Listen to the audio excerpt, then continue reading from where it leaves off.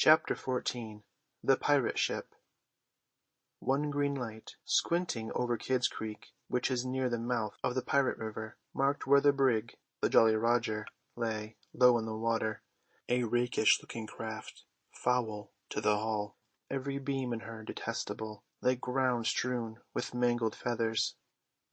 Footnote: rakish-looking, speedy-looking. End footnote. She was the cannibal of the seas, and scarce needed that watchful eye, for she floated immune in the horror of her name. She was wrapped in the blanket of night, through which no sound from her could have reached the shore.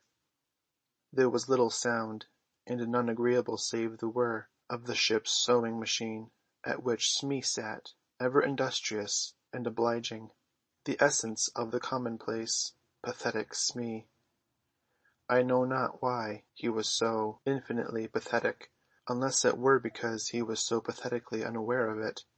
But even strong men had to turn hastily from looking at him, and more than once on summer evenings he had touched the fount of Hook's tears, and made it flow. Of this, as of almost everything else, Smee was quite unconscious.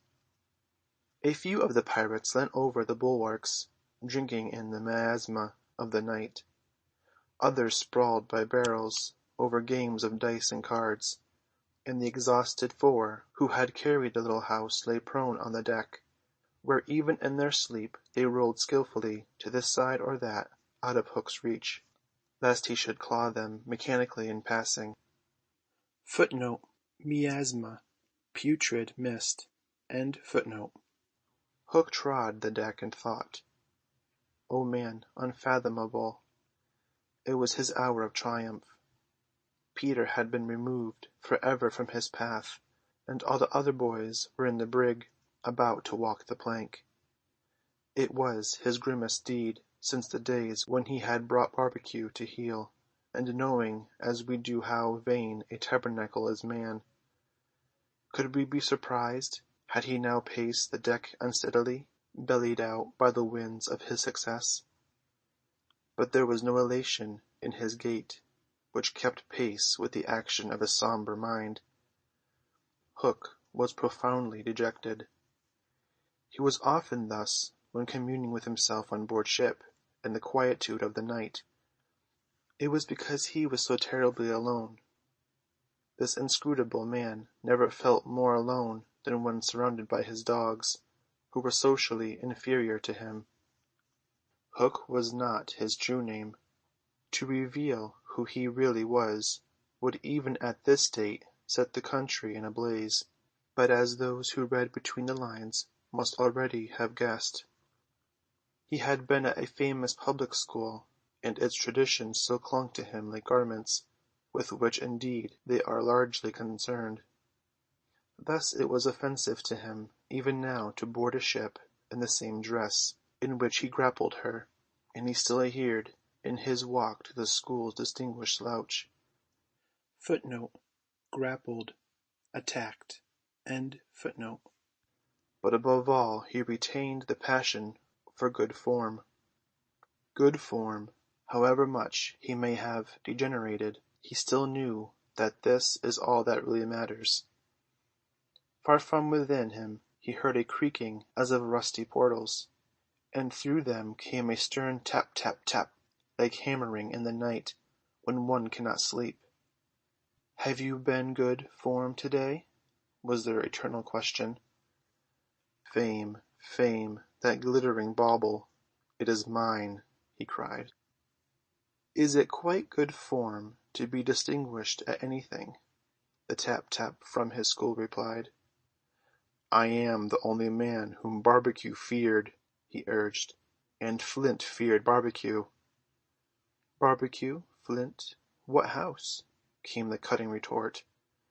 Most disquieting reflection of all, was it not bad form to think about good form? His vitals were tortured by this problem. It was a claw within him sharper than the iron one, and as it tore him, the perspiration dripped down his tallow countenance and streaked his doublet. Footnote: tallow, waxy. End footnote.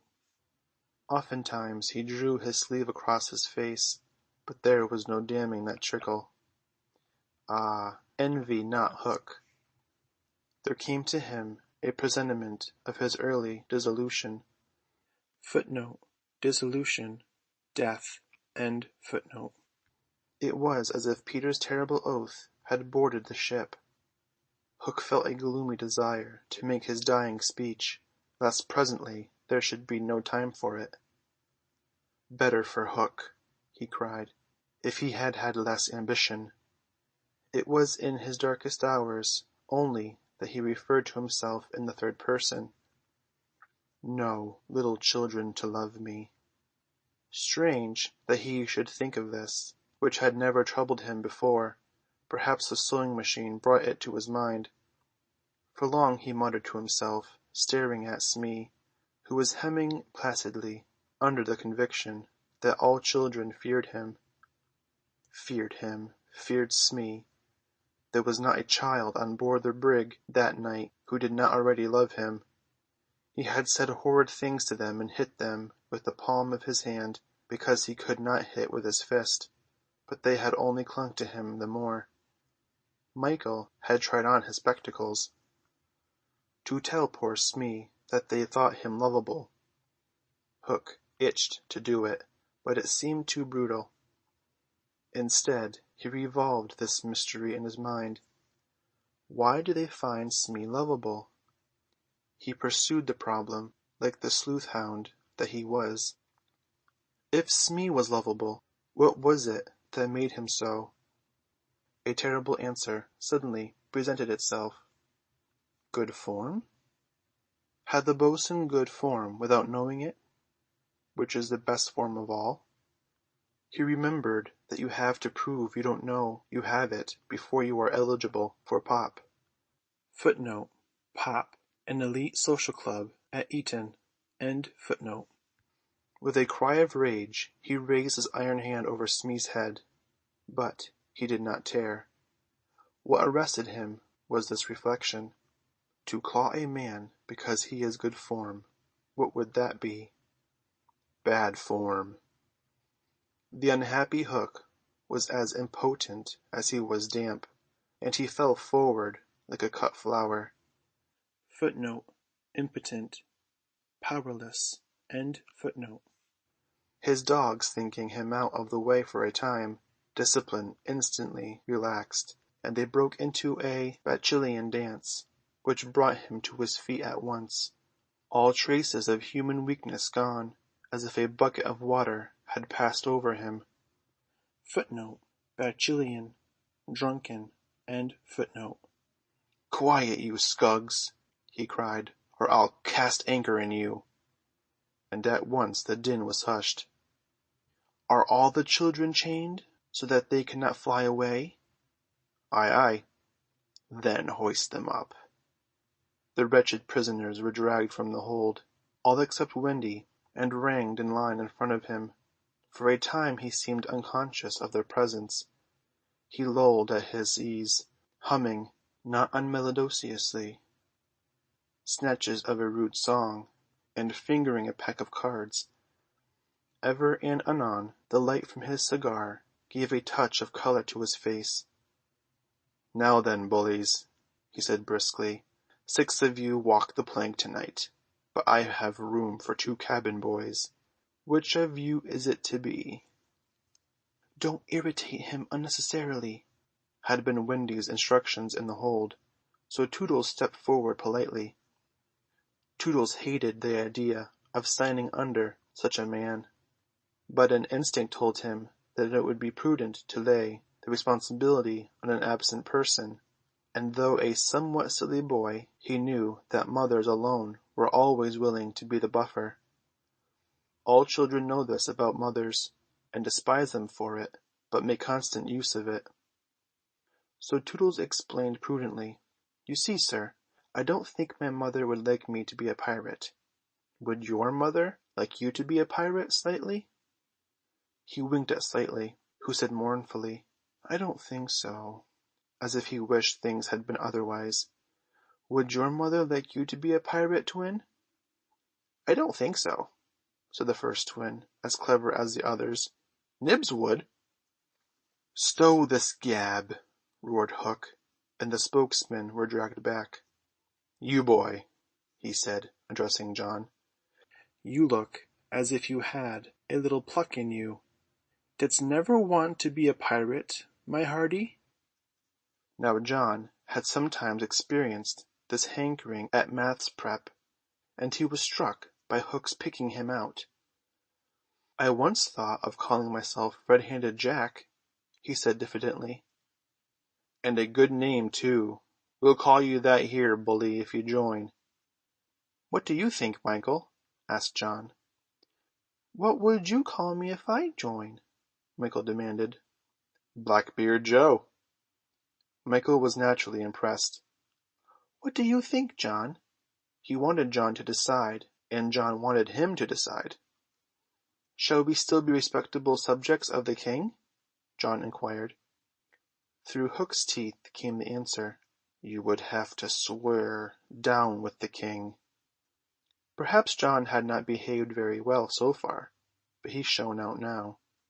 Then I refuse, he cried, banging the barrel in front of Hook. And I refuse, cried Michael. Rule Britannia, squeaked Curly. The infuriated pirates buffeted them in the mouth, and Hook roared out, That seals your doom! Bring up their mother! Get the plank ready! They were only boys, and they went white as they saw Jukes and Cicho preparing the fatal plank, but they tried to look brave when Wendy was brought up. No words of mine can tell you how Wendy despised those pirates. To the boys there was at least some glamour in the pirates' calling, but all that she saw was that the ship had not been tidied for years. There was not a porthole on the grimy glass of which you might not have written with your finger, dirty pig, and she had already written it on several. But as the boys gathered around her, she had no thought, of course, save for them. So, my beauty, said Hook, as if he spoke in syrup, you are to see your children walk the plank. Fine gentleman though he was, the intensity of his communings had soiled his ruff, and suddenly he knew that she was gazing at it. With a hasty gesture he tried to hide it, but he was too late. Are they to die? asked Wendy, with a look of such frightful contempt that he nearly fainted. They are, he snarled. Silence all, he called gloatingly, for a mother's last words to her children. At this moment Wendy was grand. These are my last words, dear boys, she said firmly. I feel that I have a message to you from your real mothers, and it is this. We hope our sons will die like English gentlemen. Even the pirates were awed, and Toodles cried out hysterically, I am going to do what my mother hopes. What are you to do, Nibs? What my mother hopes. What are you to do, Twin? What my mother hopes. John, what are... But Hook had found his voice again. Tie her up, he shouted. It was Smee who tied her to the mast. See here, honey, he whispered. I'll save you if you promise to be my mother.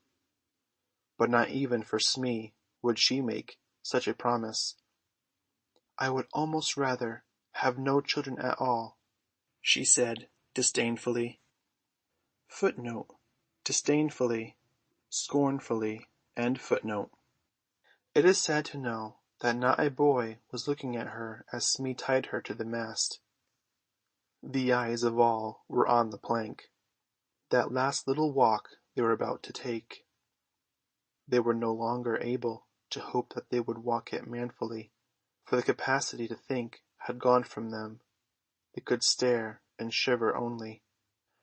Hook smiled on them with his teeth closed, and took a step toward Wendy.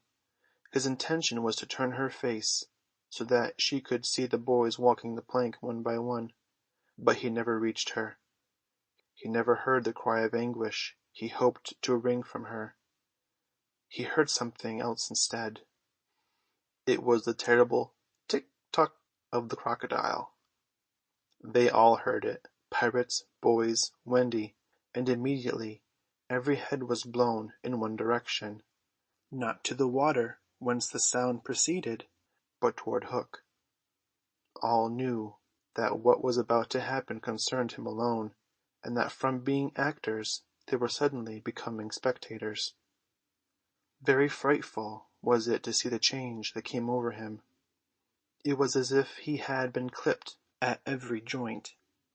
He fell in a little heap. The sound came steadily nearer, and in advance of it came this ghastly thought: "The crocodile is about to board the ship." Even the iron claw hung inactive, as if knowing that it was no intrinsic part of what the attacking force wanted.